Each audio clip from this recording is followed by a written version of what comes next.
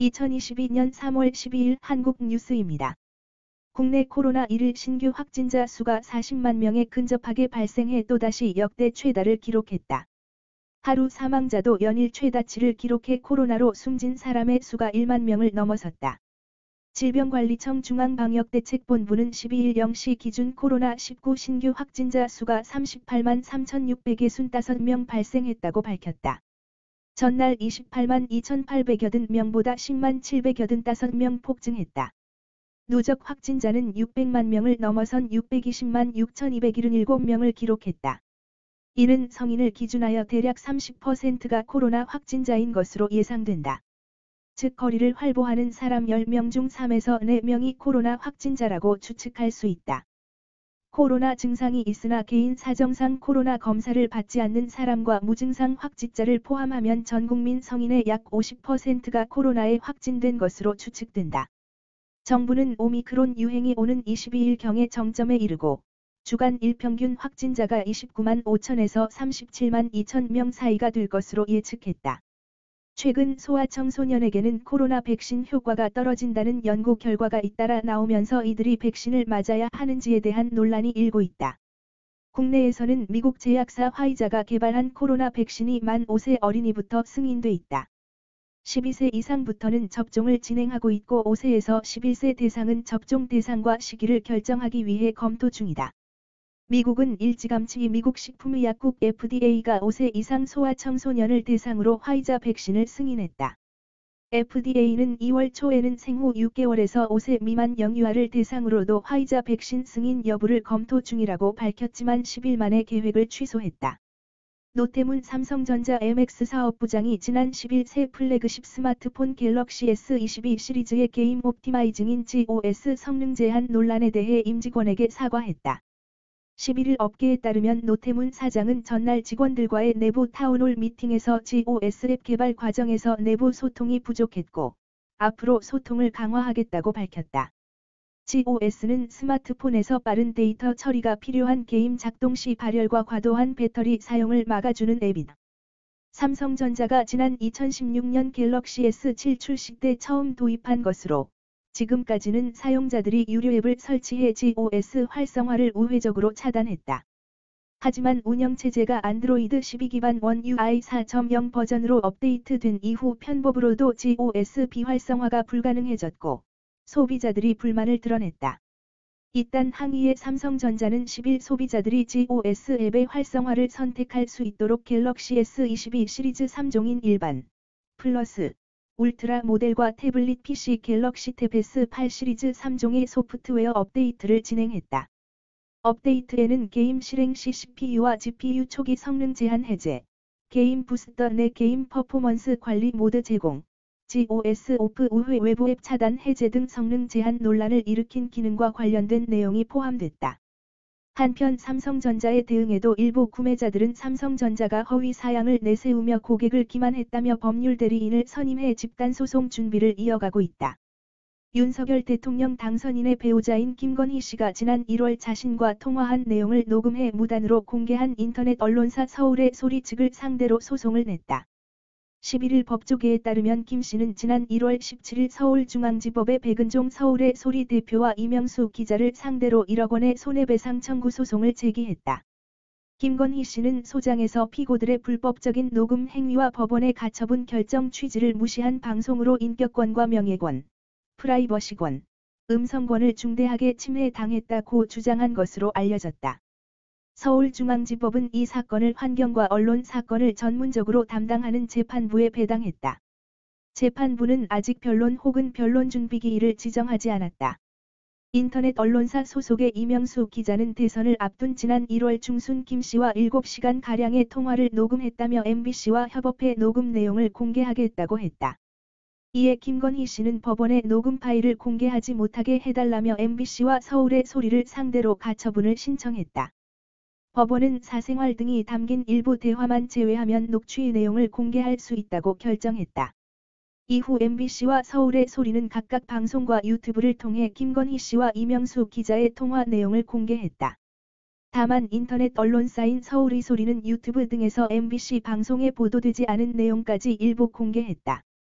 이재명 더불어민주당 대선 후보가 제20대 대통령 선거에서 정권 교체를 요구하는 민심의 벽을 넘지 못하고 분전 끝에 고배를 마신 가운데 진중권 전 동양대 교수가 민주당이 살려면 비정상적인 정치 커뮤니케이션부터 복원해야 한다고 상황을 짚었다. 진중권 교수는 11일 자신의 페이스북에 올린 글을 통해 김어준, 유시민, 그리고 몇몇 얼빠진 중소 인플루언서들을 정리해야 한다면서 이렇게 주장했다. 그러면서 진중권 교수는 문제는 이 퇴마의식을 거행할 엑소시스트가 없다면서 지지자들도 10년 넘게 이들에게 세뇌당해 영혼이 완전히 잠식당했다. 그 잡귀들을 몸에서 빼내면 아예 살아갈 수 없는 상태라고도 적었다. 진중권 교수는 이어 올린 다른 게시물에서는 추미애 전 법무부 장관을 민주당의 큰 무당이라고 했다. 국민의힘이 5년 만에 정권을 탈환했지만 당 일각에서는 이준석 당대표의 젠더 전략을 놓고 논란이 벌어지고 있다. 무난하게 이길 것이란 기대와 달리 0.73%포인트 차 박빙 승리를 한 것이 이준석 당대표가 주도한 20세 남성 중심 선거 전략의 역풍 때문이란 것이다.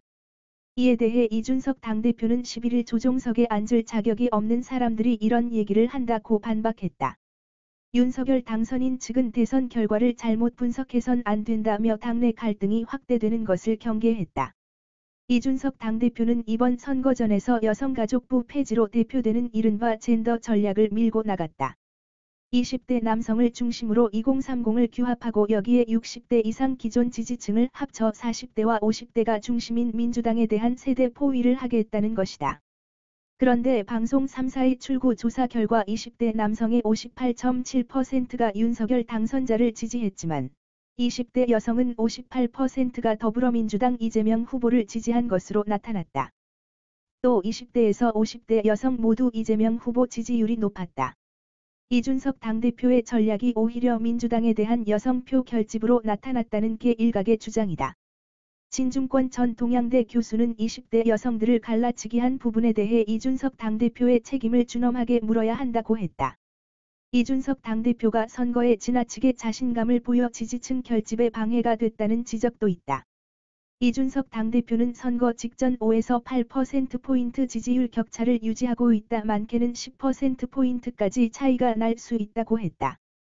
반면 민주당은 후보와 지도부가 총출동해 1%포인트 차 박빙 승부라며 지지층 총결집에 나섰다. 이준석 당대표가 목표치를 30%로 잡았던 호남 득표율도 실제 선거에선 절반에도 못 미쳤다. 국민의힘 관계자는 고개를 쳐들면 그 순간 진다는 것은 선거의 공식이라며 이준석 당대표가 너무 낙관적으로 말해 지지층 결집이 약해진 측면이 있다고 했다. 국민의힘 내부가 시끄러워지자 민주당도 이준석 당대표 때리기에 올라탔다. 6월 지방선거까지 20대와 30대 여성들의 지지세를 이어가겠다는 뜻으로 해석된다. 박지현 더불어민주당 여성위원회 부위원장은 이날 이 대표에 대해 완전히 실패했다. 정치권에서 떠나야 하지 않나 하는 생각이 든다고 했다. 북한이 금강산에서 남측 시설의 일부를 철거하고 있는 것으로 전해진 가운데 해금강 호텔이 해체되고 있다는 정황이 포착됐다. 미국의 소리 VOA 방송은 12일 위성사진 서비스 플래닛 랩스가 지난 5일부터 9일 사이 촬영한 위성사진을 근거로 이 같은 분석을 내놨다. 사진에는 6일부터 해금강 호텔의 오른편 옥상 부근이 구멍이 뚫린 듯 어두운 색깔로 변한 모습이 찍혔다. 전날과는 다른 모습이다. 또 호텔 바로 앞 육지 부분의 바닥에 중장비 등이 있는 듯한 정황도 촬영됐다. 전날 정부 및 군 소식통은 금강산의 남측 시설이 철거되는 정황이 있다고 확인했다. 다만 정확히 어떤 시설인지 알려지지는 않았는데 위성사진을 통해 해금강 호텔에서 이런 움직임이 나타난 것이다. 해금강 호텔은 남북 교류가 활발하던 2000년 개장했다. 현대아산이 소유 운영했다. 2008년 금강산에서 남한 관광객 피살 사건이 발생하면서 관광이 전면 중단됐고 해금강 호텔도 문을 닫았다. 북한은 2010년 4월 금강산 관광지구 내 민간시설들을 동결했다. 2019년 통일부가 공개한 사진을 보면 해금강 호텔을 비롯해 구룡빌리지, 금강 펜션타운, 온정각, 이산가족면회소 등 금강산 관광지구 내 남측 시설은 10여 년간 관리되지 않아 노후화된 모습이었다. 더불어민주당 김두관 의원은 특히 문재인 정부의 인사 실패를 거론했다. 그는 개혁은 우리만이 할 수 있다는 오만이 민주당을 지배했다며 끼리끼리 나누어 먹는 전리품 정치의 회전문 인사를 거듭했고 전문성이 부족한 사람을 내 편이라는 이유로 자리에 앉혔다고 했다. 이어 이번 선거는 부동산 심판 선거였다며 그런데 책임을 져야 할 사람들이 염치 없이 단체장 선거에 나간다며 표밭을 누볐고 당에선 이런 인사들에게 아무 제지도 하지 않았다고 했다. 문재인 정부에 참여한 인사들이 다가오는 6월 지방선거에 출마해서는 안 된다는 주장이다. 김 의원은 또 인사 실패의 끝판왕은 윤석열 당선인이라며 이 정부가 키운 당사자가 4년 만에 칼을 품고 덤볐다. 도대체 윤석열이 검찰개혁을 할 적임자라 판단한 사람은 누구이며 대통령에게 천거한 책임자는 누구인가? 누구 하나 미안하다는 사람이 없다고 했다. 김 의원은 국회 정문에 드러누워서라도 끝까지 윤석열 당시 검찰총장 탄핵을 외쳤어야 했는데 중간에 철회한 제가 천추의 죄인이라며 결국 검찰을 국민 위의 검찰, 권력의 하수인으로 만들겠다는 윤석열에게 정권을 넘겨주고 말았다고 했다. 김 의원은 이번 대선에서 이 전 후보에게 투표한 48% 뒤에 숨을 생각을 버려야 한다며 조국 사태 책임자, 윤석열 추천인, 부동산 실패 책임자들을 과감하게 정리해야 한다며 인적 청산의 시작은 노영민, 김현미, 김수현, 부동산 책임자의 출당으로 시작해야 한다고 구체적인 이름을 거론했다. 윤석열 대통령 당선인이 연일 빼곡한 외교 일정을 소화하며 그가 대선 때 공약한 글로벌 중추국가 구상을 그려가고 있다. 11일 하루 동안 오전 기시다 후미오 일본 총리와의 전화 통화를 시작으로 싱하이밍 주한 중국 대사와 크리스 델 코르소 주한 미국 대사 대리를 잇따라 접견한 윤 당선인은 조만간 한반도 주변국들의 특사를 보내는 방안을 고려 중인 것으로 알려졌다. 전날 당선 후 첫 외교 행보로 조 바이든 미국 대통령과 통화한 윤 당선인은 이날 오전 10시 30분부터 15분간 이루어진 기시다 일본 총리와 통화에서 한일 양국 현안을 합리적으로 상호 공동이익에 부합하도록 해결해 나가는 것이 중요하다며 취임 후 한미일 공조를 더욱 강화해 나가길 기대한다고 당부했다고 김은혜 당선인 대변인이 밝혔다. 윤 당선인은 대선 후보 시절 발표한 정책 공약에서 한일 김대중 오부치 선언 2.0 시대를 실현하겠다고 강조한 바 있다. 문재인 정부 들어 한일 관계가 과거사 문제 등으로 크게 악화했다고 지적하며 미래 세대를 위한 한일 관계 업그레이드를 강조하기도 했다. 바이든 대통령에 이어 두 번째 정상과의 통화 대상이 기시다 총리였다는 점은 윤 당선인의 이런 공약과도 맞닿아 있다는 해석이 나온다. 윤 당선인은 이어 서울 여의도 국민의힘 중앙당사에서 싱 대사의 예방을 받고는 올해가 한중 수교 30주년이라며 수교가 양국 국민들에게 여러 가지 큰 도움이 됐다. 경제 발전에도 도움이 됐다고 말했다. 그는 검찰에 있을 때 한중 사법 공조를 할 일이 많아서 그때부터 대사님을 뵈었다며는 친근한 느낌이라고 싱 대사를 반기기도 했다. 싱 대사는 시진핑 중국 국가주석이 전날 보낸 축전을 윤 당선인에게 전달했다. 윤 당선인은 대선 때 상호 존중에 기반한 한중 관계를 구현하겠다며 경제 외의 분야들에서도 교류를 확대하겠다고 공약한 바 있다. 오후에 당사에서 델 코르소 대사 대리의 예방을 받은 윤 당선인은 어제 바이든 대통령이 축하 메시지를 보내주고 직접 축하 전화도 해줘서 굉장히 고마웠다고 사의를 표했다.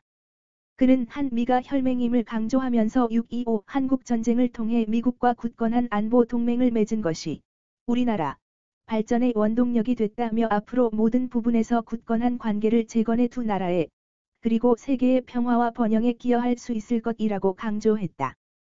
현재 주한 미국 대사는 1년 넘게 공석 상태로 델 코르소 공관 차석이 지난해 7월부터 대사 대리직을 이어오고 있다. 윤 당선인은 대선 공약집에서 한미 동맹을 재건하고 포괄적 전략 동맹을 강화하겠다고 약속했다. 한편 윤 당선인이 미국과 중국, 일본, 러시아 등 한반도 주변 4강의 특사를 파견하는 방안과 관련해 김 대변인은 결정되는 대로 말씀드리겠다며 특사를 보내는 일은 어느 한 국가뿐 아니라 전체적인 관계 속에서 조망돼야 한다고 설명했다. 김 대변인은 블라디미르 푸틴 러시아 대통령의 축전이 윤 당선인에게 전해졌다는 외신 보도에 대해서는 확인 중이라고 했다. 윤석열 대통령 당선인이 당초 중앙선거관리위원회에 제출한 공약집 초안에 담긴 내용이다. 윤 당선인의 10대 공약 중 하나가 청와대 해체다. 대통령 집무실 광화문 이전으로 첫 삽을 뜨겠다는 구상이다. 문재인 대통령과 차별화를 드러낸 부분이기도 하다. 문 대통령은 취임 당시 청와대에서 나와 광화문 대통령 시대를 열겠다고 말하며 광화문 대통령 시대위원회를 발족했으나 2년 후 경호 및 비용 문제 등 현실적 어려움을 이유로 대통령 직무실 이전을 무산시켰다. 문 대통령뿐 아니다. 김영삼 전 대통령을 필두로 김대중 전 대통령, 노무현 전 대통령도 저마다 탈권위를 내세우며 직무실 이전을 약속했으나 전부 무산됐다. 30년간 반복된 탈청와대 약속의 마침표가 찍힐까? 윤 당선인은 1월 27일 새로운 대통령실은 광화문 정부 서울청사에 구축될 것이다. 기존 청와대 부지는 국민에게 돌려드릴 것이라고 말했다. 이어 업무에 조금 방해되더라도 대통령 직무실에서 국민이 시위하고 항의하는 목소리를 들으며 국정 운영을 하는 것이 좋지 않겠나라고 덧붙였다. 윤 당선인이 새로운 대통령실에서 임기를 시작하겠다는 의사를 밝힌 만큼 대통령직 인수위원회는 해당 방안에 대한 논의를 구체화할 전망이다. 윤 당선인은 3월 10일 서울 여의도 당사에서 유영민 대통령 비서실장과 이철의 대통령 비서실 정무수석을 접견해 이를 재확인했다. 직무실 이전과 동시에 청와대 조직 축소도 이루어질 것으로 보인다. 청와대 수석비서관과 민정수석실, 제2부속실을 전부 폐지할 예정이다. 청와대 인력 또한 30%가량 감축한다. 그 대신 분야별 민관합동위원회를 통해 국정을 꾸리겠다는 방침이다. 정책 집행 등에 대한 실질적 권한은 총리와 장관이 가진다. 대통령이 평상시 거주하는 관저 후보지로는 청와대 인근 삼청동의 총리공관이 거론된다. 윤 당선인 측은 공간 마련에 드는 비용을 최소화하겠다는 방침이다. 새 대통령 직무실을 정부 서울청사로 계획한 배경에도 이 같은 고려가 담겼다. 같은 이유로 대통령 관저 후보지로 총리공관을 우선 고려하고 있다. 이외에도 삼청동에 자리한 안전가옥 사용 가능성도 있다. 기존 청와대 부지는 전문가와 국민 여론 수렴을 통해 활용 방안을 정할 방침이다. 역사관이나 시민공원 등으로 쓰이지 않겠느냐는 얘기가 나온다. 청와대 이전에서 핵심은 경호 문제다. 당초 문 대통령이 대통령 직무실 광화문 이전을 철회한 배경에도 경호 문제가 있었다. 하지만 윤 당선인 측은 문제되지 않는다는 입장이다. 윤 후보는 당초 공약 발표 현장에서 경호 문제가 지적되자 충분히 검토했다며 대통령이 어떻게 일하느냐가 중요하고 경호는 여기에 맞춰야 한다고 말했다. 주객이 바뀌어서는 안 된다는 것이다. 세부적인 경호 방안은 대통령직 인수위원회가 검토할 예정이다. 한미 군 당국은 북한이 최근 정찰위성 발사를 구실로 2차례 신형 대륙간 탄도미사일 ICBM의 성능 시험을 했다고 평가했다. 그리고 구체적으로 지난 2020년 10월 10일 노동당 창건 75주년 기념 열병식 때 북한이 선보인 ICBM이라고 콕 집어 밝혔다. 북한은 2021년 10월 12일 열린 무기전람회인 자위 2021에서 이 ICBM의 명칭을 화성 17형이라는 사실을 공개했다. 당초 한미는 지난달 27일과 지난 5일 2차례 발사 당시 준중거리 탄도미사일 MRBM으로 분석했다. 북한이 화성 17형을 최대 성능으로 쐈다면 고도와 사거리가 더 나왔어야 했다. 이에 대해 국방부는 최근 2차례의 시험 발사가 ICBM의 사거리에는 미치지 못했으나 향후 북한이 우주발사체를 가장한 해당 미사일의 최대 사거리 시험 발사를 앞두고 관련 성능을 시험하고자 하는 의도가 있었던 것으로 판단한다고 말했다. ICBM과 우주발사체는 일단 발사체를 공유할 수 있다. 실제로 김정은은 최근 국가우주개발국을 찾아 5년 안에 다량의 군사정찰위성을 배치하라고 주문했다. 그리고 그는 북한이 서해 위성 발사장이라고 부르는 평안북도 철산군 동창리 미사일 발사장의 개축을 지시했다. 국방부 관계자는 북한이 우주발사체를 쏜다면 동창리에서 발사할 것으로 보이고, 만약 ICBM을 시험 발사한다면 텔에서도 쏠 수 있다. 둘 다 가능성이 있다고 말했다. 아직 동창리에서 관련 동향은 포착되지 않았다고 한다. 청와대는 지난 11일 여자고등학교에서 군 위문 편지를 쓰도록 하는 것을 금지해달라는 내용의 국민청원에 대해 정부와 교육당국은 앞으로 각급 교육청들과 함께 학교 교육 활동이 사회 변화와 그에 따른 인식의 변화를 적극적으로 반영하고 학생들의 자발적 참여와 실천을 바탕으로 운영되도록 노력하겠다고 답변했다.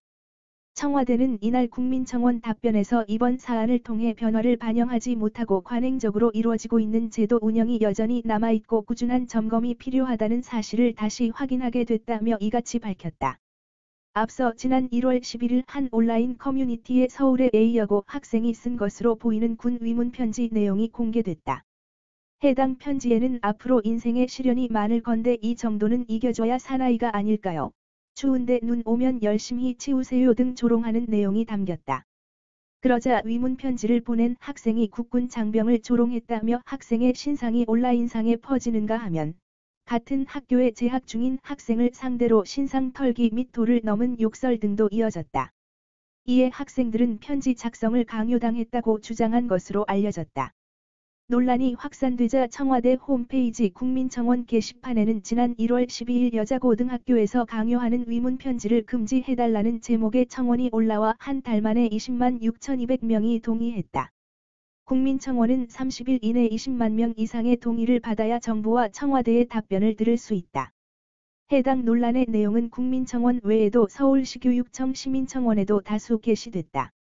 이에 조희연 서울시 교육감은 학생들의 참여를 이끌어내는 방식, 시대 흐름에 맞는 평화 통일 교육 활동의 변화 요구, 그리고 성 역할에 대한 여전한 편견이 반영된 교육 활동 등 기존의 수업에서 고려되지 못했던 지점들을 되돌아보게 한다며 학교 현장에서의 형식전인 통일 안보 교육을 지향하고 학생들이 자율적으로 참여하는 평화 중심 프로그램을 지원하는 데 힘쓰겠다고 밝힌 바 있다. 이후 교육청은 시민청원에 대한 답변을 통해 교육청은 교육활동의 기본 가이드라인을 제시하되 실행은 학교 자율적으로 이루어질 수 있도록 지원하고 있다며 다만 학교 교육활동이 민주적인 절차와 방향 안에서 이루어지도록 지속적으로 모니터링하겠다고 설명했다. 오늘도 시청해 주셔서 감사합니다. 구독과 좋아요 부탁드립니다.